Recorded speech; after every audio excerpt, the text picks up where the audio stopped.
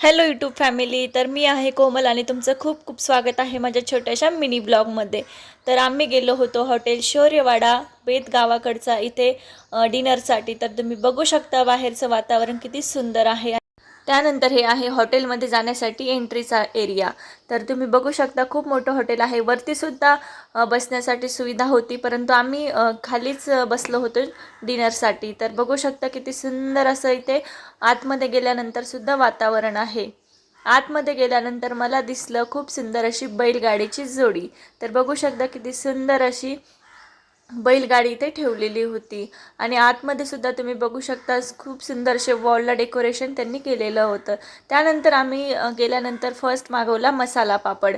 तर बघू शकता मसाला पापड किती छान आहे. त्यानंतर मिस्टर आणि दादांसाठी आम्ही मागवलं चिकन रान आणि आमच्यासाठी आम्ही मागवली होती शेवभाजी. तर बघू शकता एकदम सुंदर अशी शेवभाजी आम्हाला त्यांनी सर्व केलेली होती. काळा मसाल्यातली शेवभाजी होती आणि त्यासोबतच मस्त अशी बाजरीची भाकरी गरम गरम.